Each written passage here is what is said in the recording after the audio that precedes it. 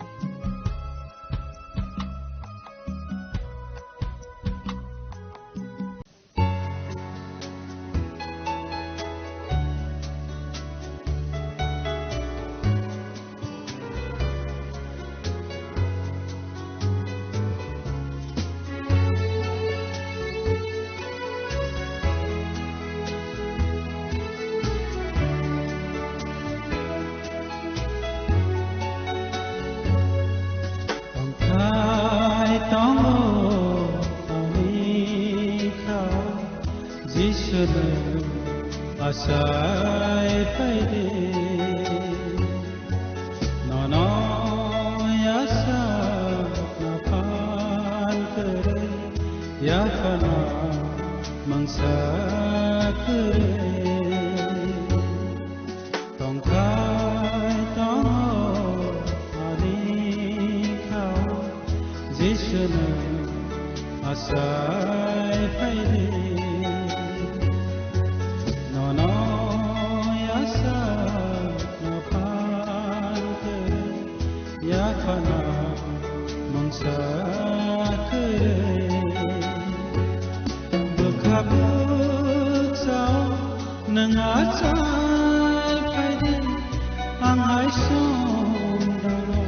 nang kau sa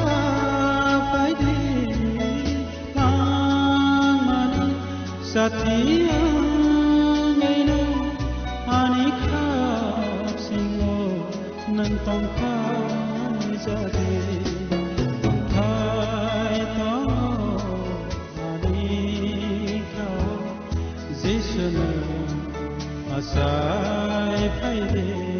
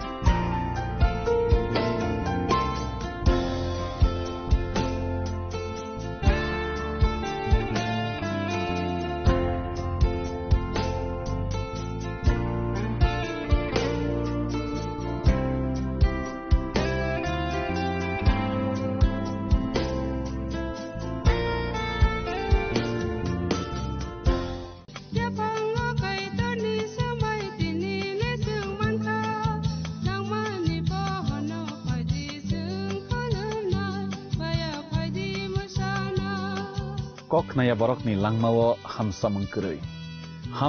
kuri simia mas ma komornai koknanai borokni langmao khe hamsamung phaio hamsamung phainai simia ayo kolokbo nai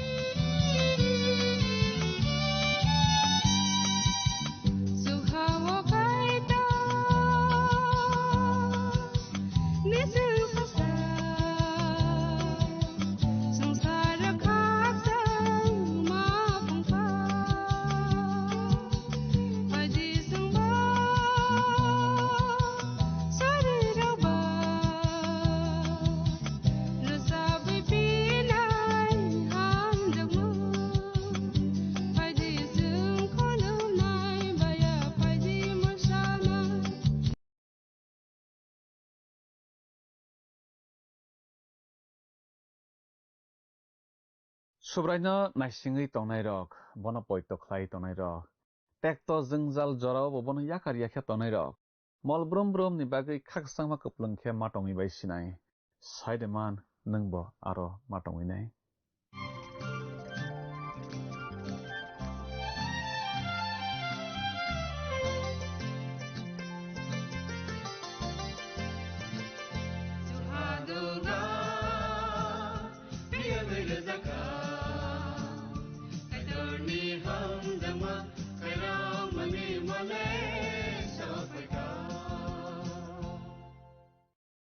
Panani pelabo olangmani khorang panda nai tonai jotto khabani takhuk tei bukhuk songno ang hamjakma tei sibai roi tinini pandabo haina hailam sokjapio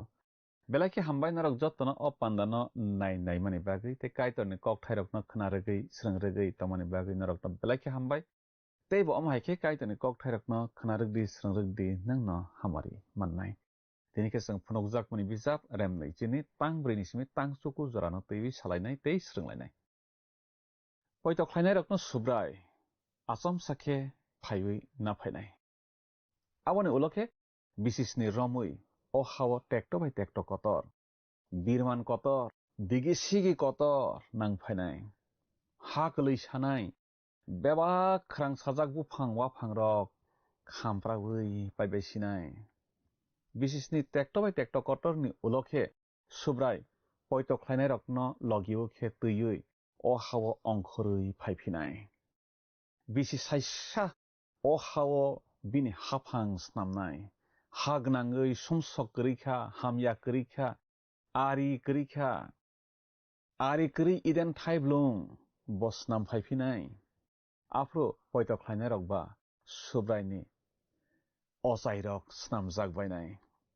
bisi saisani paithak jorao kaitor soitan arino phiyogui naiphinai afro soitan ari kaitorni poito khlainai rokno mothangjak borok rokno hamya khlainani chaitok phinai afro no kaitor soitan arino paithak ni bagui horbai koknai tei ulokhe horjlangbo rohornai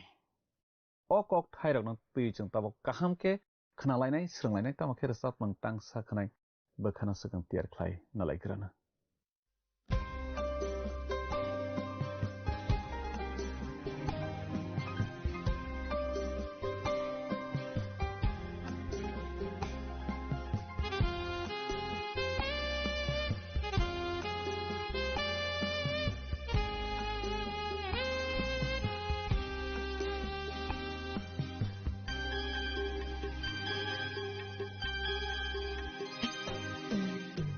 Sai khanang le subrai hamjak mamari tu boy Bethlehem ni mosu nago surai kthara sai kha Bethlehem ni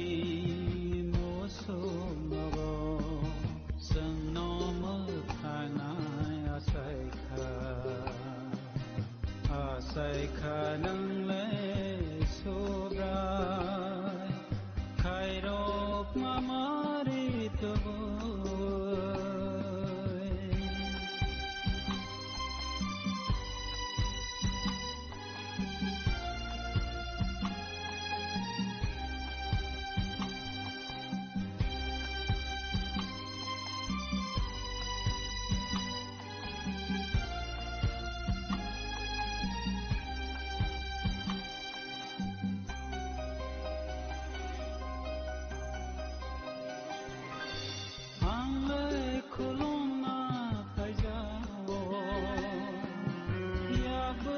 ससिमी फाइजाओ रांसा ग्रुपाय मंसा करे बखासिमी से पंगाओ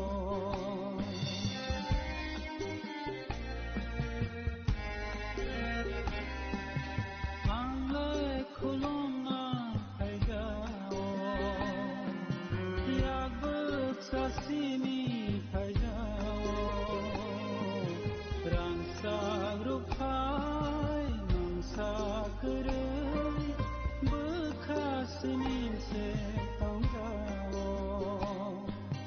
Yapana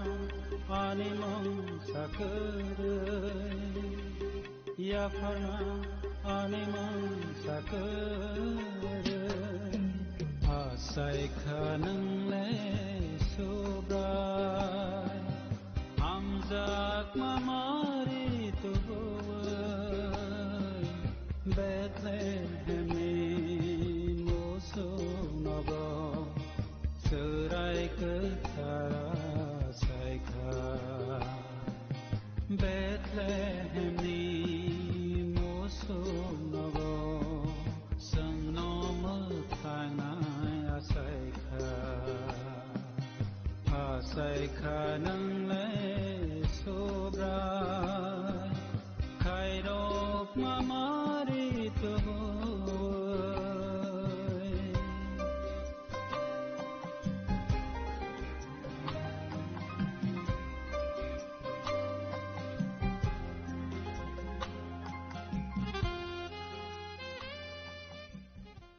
Kanawi tontonai kapani kecingno ang tinini o langmani korang pandawo hai mutanai se subrai Jesu Kristo ni manggathar bai kapang ya pari lamsok japio kecing tinini pandawo ke jeng khnalaibana teisrang laibana wansok laibana smai katal ni na baithak ni bacha phunuk jakmani bichap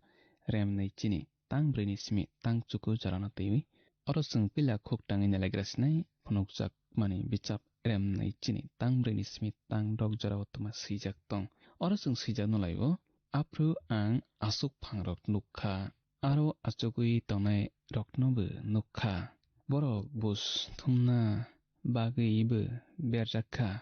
kaitoni kok tei Jesu Kristoni bosiromani kok pirma bai bokrok tamjaknai rokni pholanobu ang nukha borok ayabrino khulumya bini kayanobu khulumya borok talikhawo eba yago boni mari nobu bujagya gja borok thasa kha hakhe Kristo bai baksa nokha bisi saisene bagui bugra angi tongkha te kathai tonai rok nokha bisi saisa laya sak thangsaklak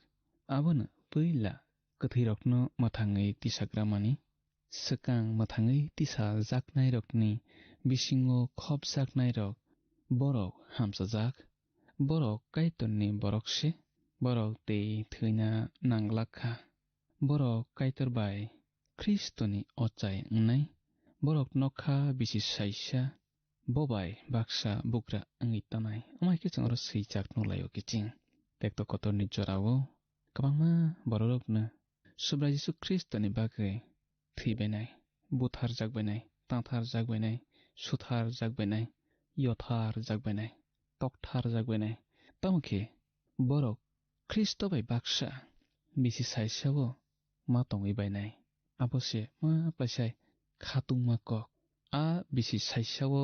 tongina bagui a borok bisi tha kaksa tektowo belai belai khe ma soile benai aro soimaya hangkheno sawi glak aro soiman kangkhe sogusinai belai khe amjogui naimang kotor khnamai tonne khapani kiching subra Jesu Kristo no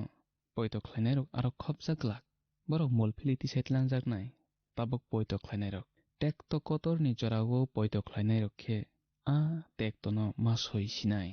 haya khe borok mathangjaklak a bisi tha khaksa belai kirma singsangnai tamokhe a bisi saisa belai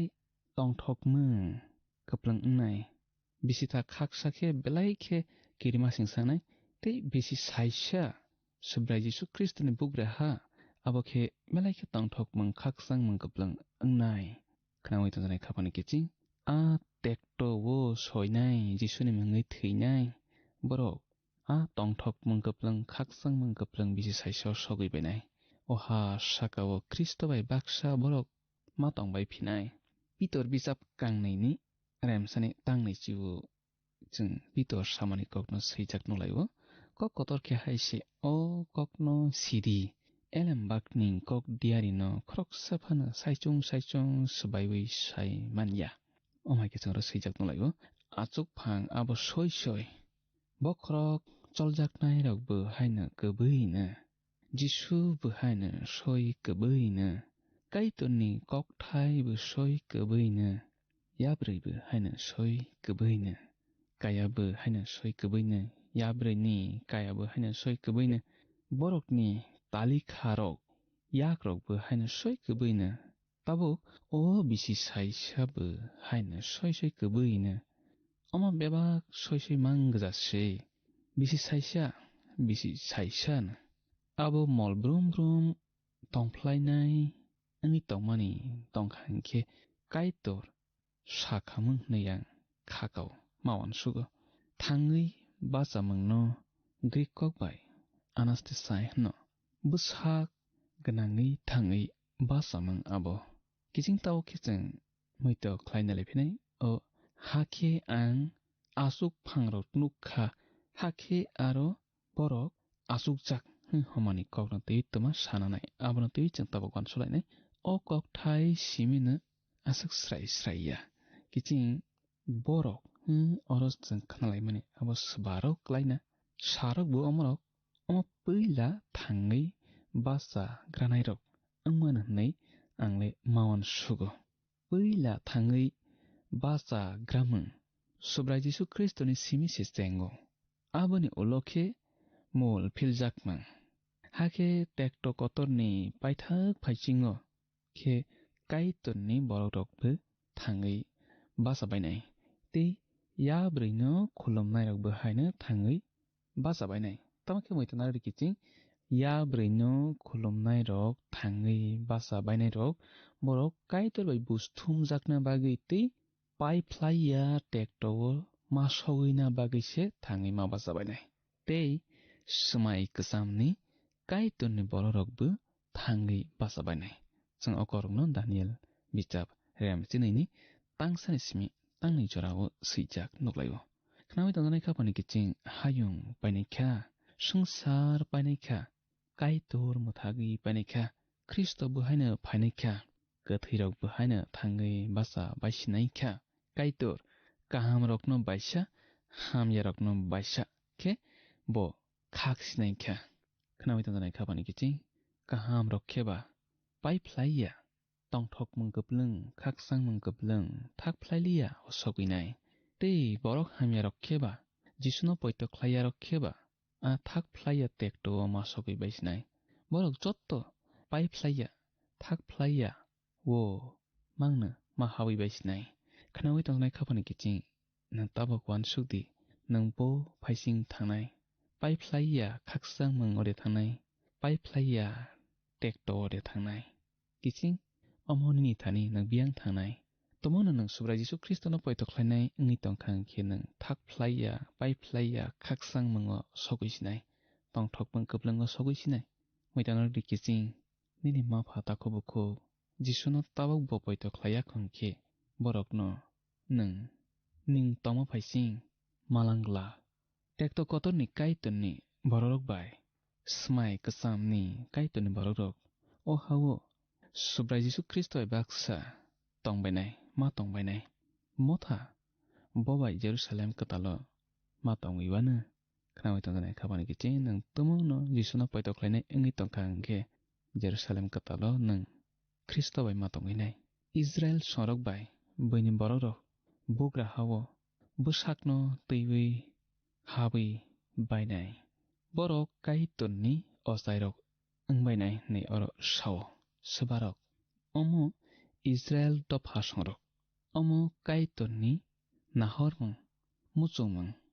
seijak nuklaio chung bia male ongkhormung bwsap remjichukuni tangdogo. Abraham boni nukhungni osai, Levi dophani osai, Aaron nukhungno teiwi osai kotorni samangkhlayo. O hawo bugra hawo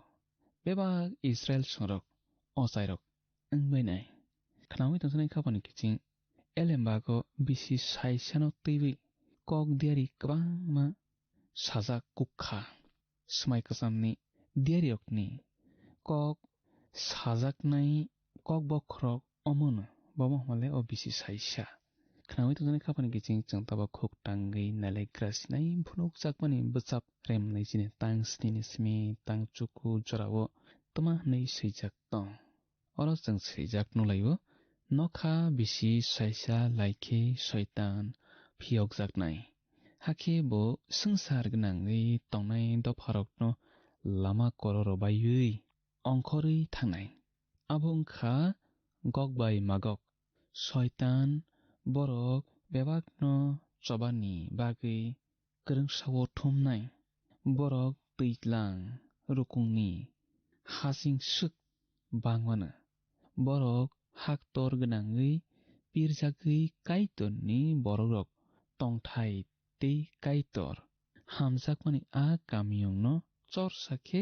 khobui pailainai. Tamokhe chokno hanni hor ongkhorui phaiwi borokno sogui sokomor kha. Omaikhe changno seijak nolayo kiching. Paithago sok phailaiwibo chang shaitan bai borok kaitorno kebengmano oro chang hainahai nuklai phio langkha haide kiching shaitan bai kaitor mililaiwi kaitorno kebenglai phio langkha ari nglai phio langkha oro paithago bisi saisa wngkha borokno chekai naimani chora. Abo haikhe chang oro manlayo shaitan yokheno kwbangma borok shaitanni loge loge wngbainai. Shaitan lama korro phionai kwbangma borok boni loge rwkphrebai phionai. Omo haikhe kaitorno paithakni bagui shaitan bai borok kebenglai phionai. Afrono kaitor hor ongkhorowi soksai buthar paibainai joto bisi saisa jorao kebengmani bisingtwi borokrok bwswk bwkha hamya teibo sijaknai. Jeremiah bichap remchisnini tangchuku sawo bwkha se jotoni slai lama kororo kuknai tei hamya thakjak. Sabo abono saiman nung ang saiman laiya chang bwswk joratwi hamyalai. Chang chini tongmung kwchamno kaitorni bwskango tubuwi manya. Chang tumungno chini tongmung kwchamno twiwi kaitorni bwskango phaikha hingkhe kaitor yasaklak kaitor soiwi manglak. Tongmung katal Subrai Jesu Kristono poito khlaima yagulni tongmung katal no twiwi se chang kaitorni bwskango basawi mano tei kaitor bo jutjajago. Rom bichap remsarni tangsni wo sawo hake abo baino sakni muchungma kokno wansuknai borok bo kaitorni ari ongo. Tamni hingkhe bo kaitorni kerong rakhokya. Sobo soino bo abo rakhogibo manya. Khanawi tongjanai khapani kiching chang oro omaikhe swijak noglaio kwbangma borokrok. Ezekiel bichap remtham chichar ni simi remtham chichuku ni gog bai magok no oroni hwnwi sabaio. Abo wngwi maya choba abo jora thai thasa wngwi maya bwmungle thasa wngwi mano. Tamokhe choba thasa wngwi manya. Ezekiel bichapni remtham chichar ni simi remtham chichuku o gog bai magok kobokmani a salgra baini abo Kristoni arini tatal khaksangmungno swbaiwi ronai. Kristoni arini tatal khaksangmungno swbaiwi ronai. Hake phunukwi ronai boni yak tekto kotorni kwchar jorao wngwi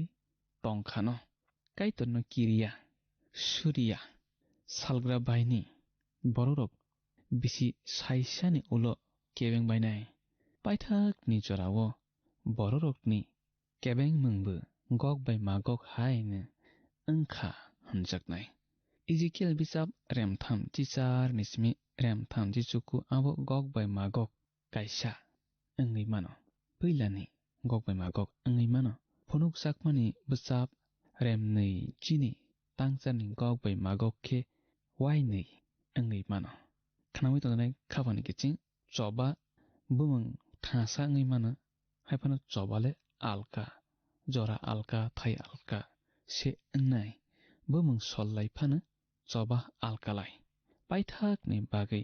शयतान केबें मानिसे अमो अरो रेमनै जिनि तांचारनि बुमं थासा फानो अमरक आलकालायसे खानामै तंनाय खाबानि किचिं अरो रेमनै जिनि तांचुकुओ हर अंखरै फाइबै गग बाय मागक न सकमरै पायो नैचों नुगलायखा बैलानि गग बाय मागक न काइतननि फान सकमरै पाइतै ताबक उलनि गग बाय मागक न बो काइतननि फान न सकमरै पाइफियोनाय किचिं इडेन थाइब्लंगो बैला काइतन केबेंखा borok paithago haino hai kebeng phio langkha borok na am busukse bokhorok khi ni mari hayade kiching borok asukhe bokhorok khi snamnai kaitorno mothangnai kaitorno asukhe dorkhe kebeng laikha aboni bagina kaitor ulo bokhe soijagui malia hamjak phano bo horbai sogui mapai sinai kaitoni kok naya bororok abo oro paithak jorabo suda nuklaikachang jisuna poitoklaya borok ham yarokni tongmung samung borokni kaya chang oro nuklaikha tabokhe paithak ni bagui buskotoro busthumjak paisinai aborok tei shaitan akorok khnawi tongnai khabani kiching chung tabok kisa nahori nailebanu jora tongkhaba yago phunuk jakmani bachap remnai chini tangchi otoma sijak tong oro chung sijak nolaibo haki borokno lama kororonai shaitan a yabribai a diari phatra kikhlai jakmani a horbai gundukni lego kikhlai rojakha aro borok molbrum brumni bagui sapung hopung satok jak plaimang tongsinai omai ke changoro sijak nolai kiching shaitan tini horni legoya belai ke tongthogui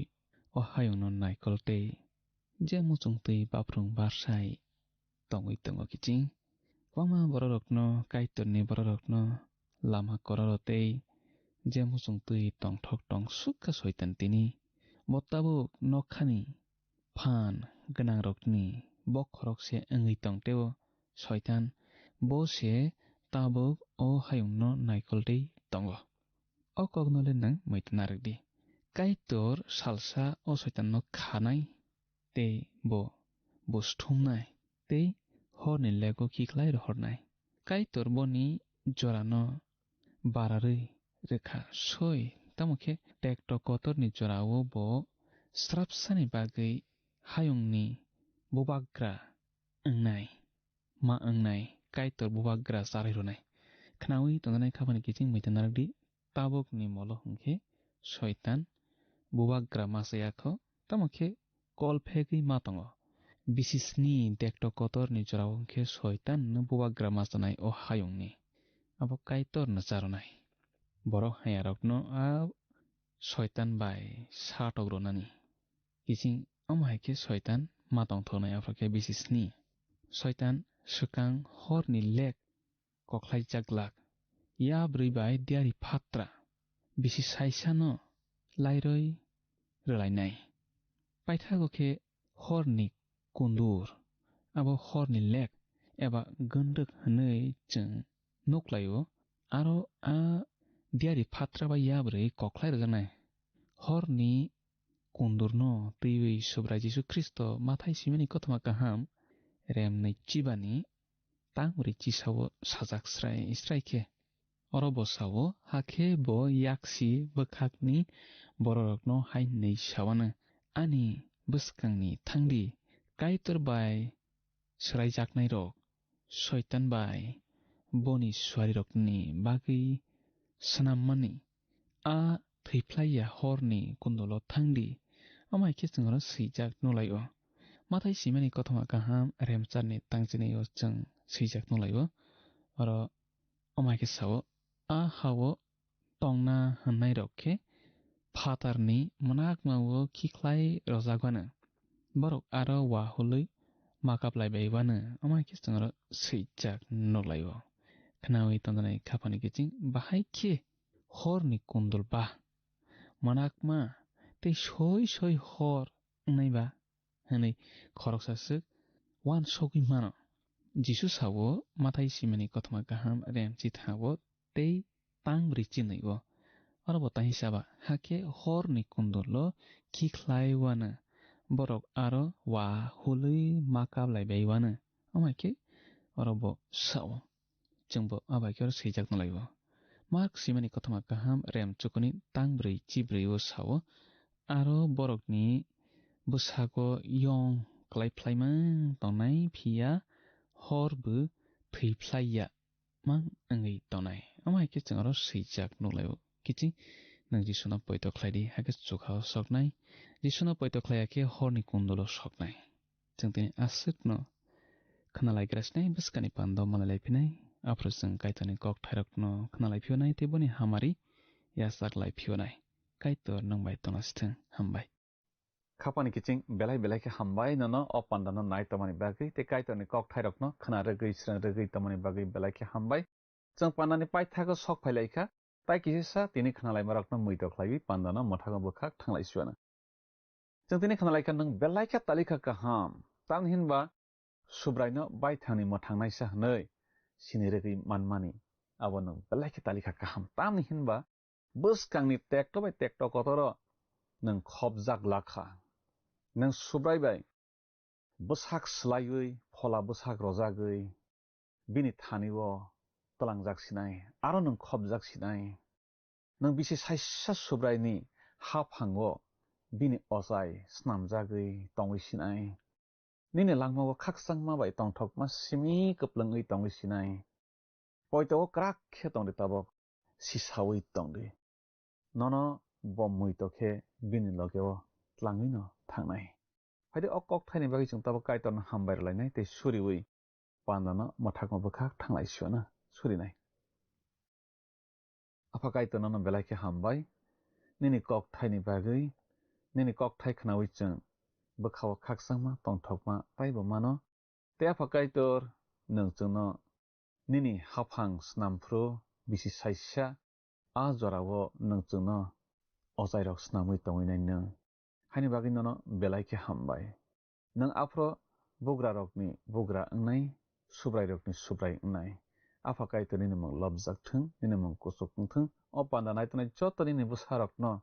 तिनि खनामानि निनि कक थायरकनो बोखाव सुइनारक बनानि चुबादि सुरिमा जिसुनि मुं बायसाना आमेन बेलायके हामबाय खापानि ताकुकते बुकुक सं जतनो अ पान्दानो नायतमानि बागै ते काइतनि कक थायरकनो खनारगै स्रंरगै तमानि बागै बेलायके हामबाय जों पान्दा पायरलायसिनाय बुसकानि पान्दा हायना हाय मालायलायफिनाय काइतर ननो निनि नगो जतनो हामारिबाय खबै तलांसिथों हामबाय फायदि थांनाय पान्दा फुनुकजाकमानि बिजाबनि सोंमारिनि साख्लायमुं खोनालायग्रानो थांनाय पान्दानि सोंमारिनि साख्लायमुं ओंखा दि सैतान खाफांनि गिजिं फायदि दिनैनि सोंमारिवो हाबलायवानो दिनैनि सोंमारिखे फुनुकजाकमानि बिजाब रेम नैथिनि तांब्रयो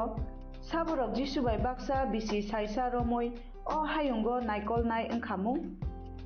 ए सुवारि रक बि बुग्रा रक सि पैतो ख्लायनाय रक दि अक्रा रक खाफांनि गिजिं अ सोंमारिनि साख्लायमुं खोनाफुंनि दामस्निनि बिसिंगनो जोंनो ए बि सि डि बमो ओंनाय साहरबाय जादि जिनि नाम्बाराव वाट्सएप एबा SMS ख्लायै 8414859961 साहरफ्रु नरकनि मुं निकुमाबो श्री रहरखे बेलाय न हामनाय नों अ पान्दानो जाजाखना हने खाख्लायो जोंनो मिस कल ख्लायदि हाखे नों बकप्लाय ओङै मानवानो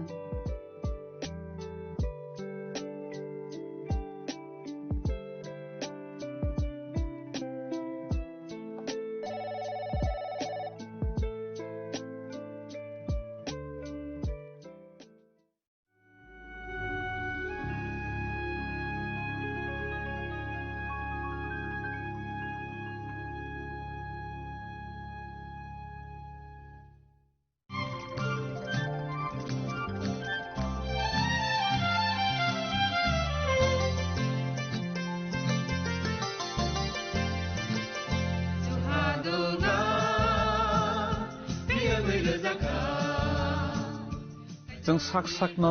बैबाय मंखजाकना मुसुं लायो मैतक थाइजाकनानि मुसुं लायो एलेम बाक्साओ काइटानि सामं थाइदि हाके बरगक गोदो मारमै गोथां टं साक नना मैतक थाइ टंबायबाना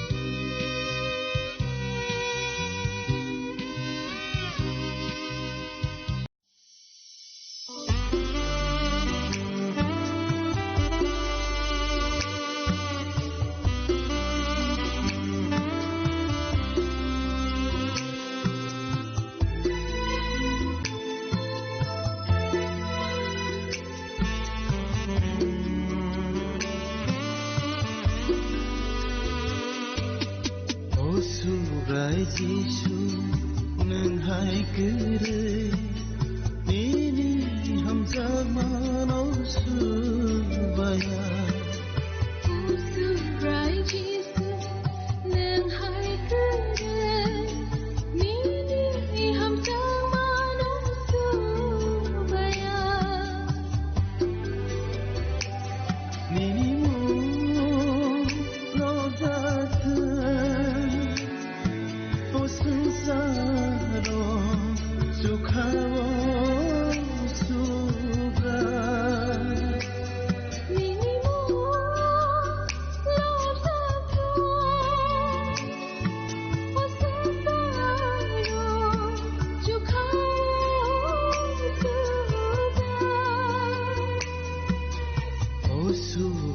जिसु नोंहाय गोरै बेनि हामजामानाव सुबाया